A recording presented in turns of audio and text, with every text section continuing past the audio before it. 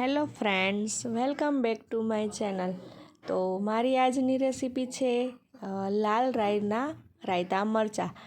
તો આજની રેસીપીમાં લાલ રાઈના મરચાં તો બનાવવાના છે, પણ વાત ખાસ એ છે કે આજે હું નથી બનાવી રહી, પણ અમારા ઘરે મારા દાદીજી સાસુ રોકાવા આવ્યા છે, એ આજે બનાવવાના છે. ને એ લાલ રાયતા મરચાં એકદમ કાઠિયાવાડી સ્ટાઇલથી, જૂનવાણી સ્ટાઇલથી બહુ સરસ બનાવે છે. તો હું દાદીને બાને થોડી હેલ્પ કરું છું. મેં અહીંયા લાલ 500 ગ્રામ જેટલા મરચાં લીધા છે, તો તેને પાણીમાં એકદમ સરસથી ધોઈ નાખશું બધા મરચાંને. બાને મેં થોડી હેલ્પ કરી છે, પણ બા જ્યારે આ મરચાં બનાવે છે ત્યારે અમારા આખા ઘરને આ મરચાં બહુ ભાવે છે. તો બા ત્યારે રોકાવા આવ્યા છે, તો અમે બાને કીધું કે તમે આવ્યા છો તો આ મરચાં તો તમે જ બનાવી દેજો. અને આ મરચાં બા એવી રીતે બનાવે છે કે તમે તેને મહિનો સુધી, વર્ષો સુધી પણ સ્ટોર કરી શકો છો. અને કેવી રીતે સ્ટોર કરવા, કેવી રીતે બનાવવા, એમાં બા બધું જ આજે આપને શીખવવાના છે.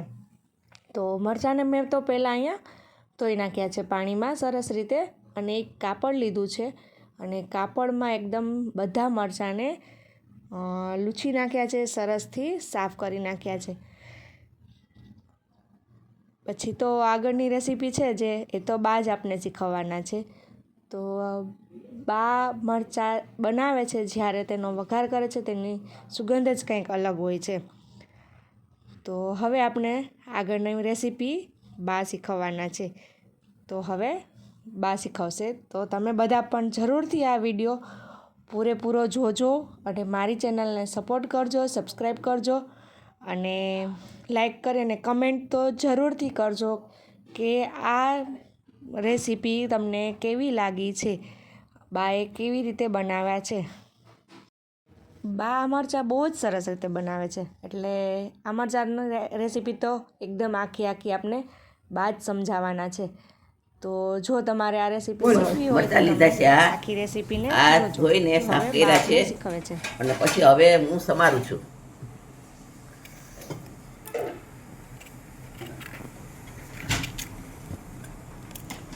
પછી થોડોક ભાગ રાખવાનો, એટલે બગડે નહીં મરચાં.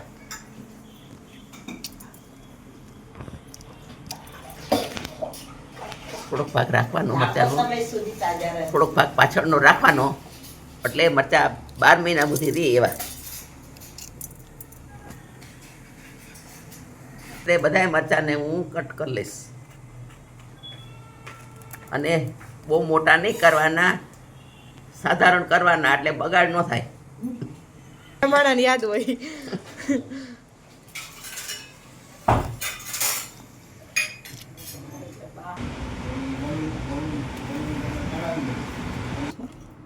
અહીં મસાલાને રેડી કરવા માટે મેથી, ધાણા પાવડર, હિંગ તેનો અને તીખા અને વરિયાળીનો ઉપયોગ કર્યો છે.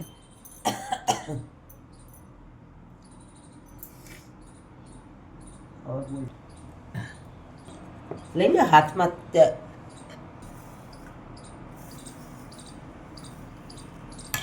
બોલો.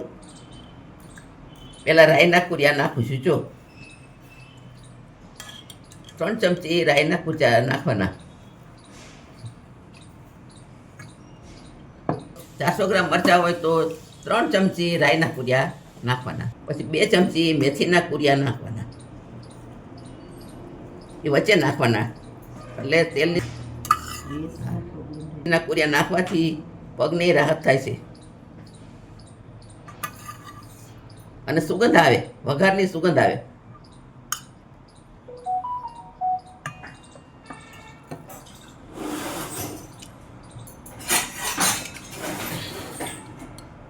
પછી 1 ચમચી હિંગ નાખું છું, એ વચ્ચે નાખવાની.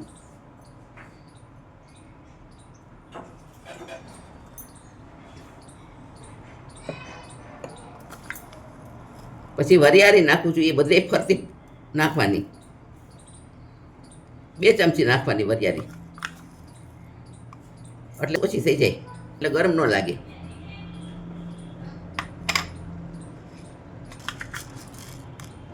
પંદર 20 જેટલા તીખા નાખવાના, જાજા નહીં નાખવાના, 15-20 જેટલા.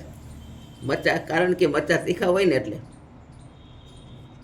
સારું લાગે. તેલ મેળવાનું.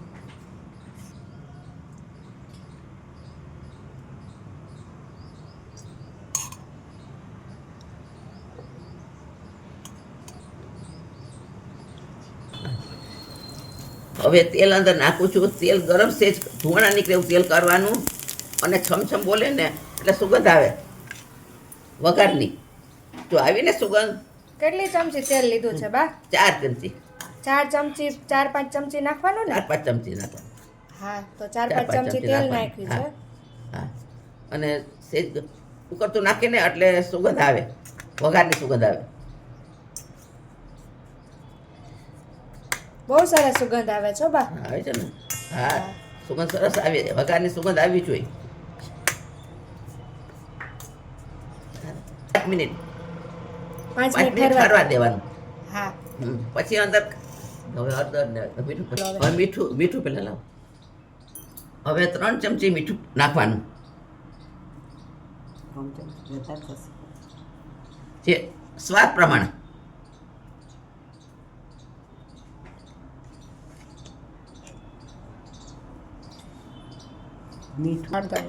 હવે અડધી ચમચી જેટલું હળદર નાખવાની.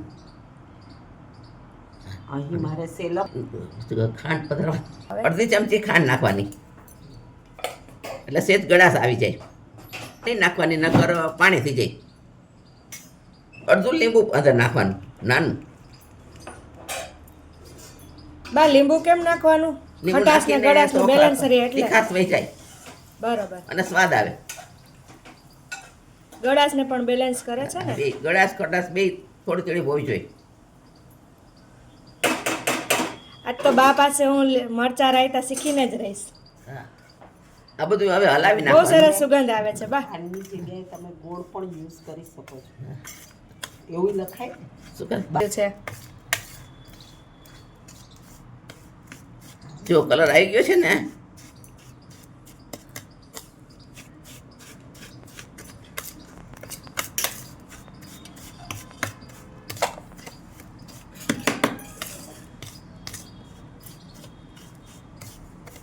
થોડા મરચા નાખવાના અને હલાવતું જવાનું.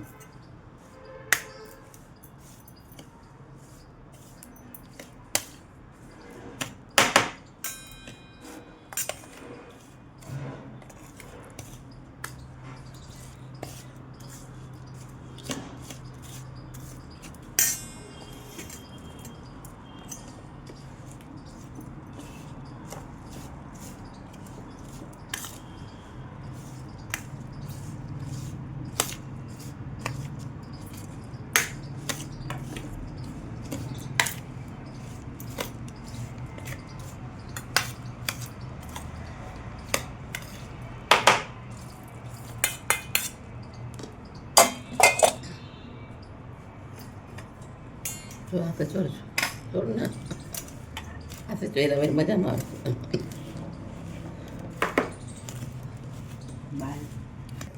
હાથેથી જરાક ચોરીને એટલે એકદમ મિક્સ થઈ જાય. પછી આ કેટલા ટાઈમ સુધી હાલે બા? પડી જાય. બા મરચા કેટલા ટાઈમ સુધી સ્ટોર કરી શકાય? 1 વર્ષ સુધી. 1 વર્ષ સુધી? હા, ફ્રીજમાં રાખવાના. ફ્રીજમાં રાખવાના, બરાબર. તો ફ્રેન્ડ્સ, તમે જોઈ શકો છો કે મારા દાદીજી સાસુના હાથે લાલ મરચાં રાયતા બની ગયા છે. તો તમે પણ એકવાર જરૂરથી ટ્રાય કરજો. તો જો કેટલા સરસ દાદીએ રાયતા મરચાં બનાવ્યા છે.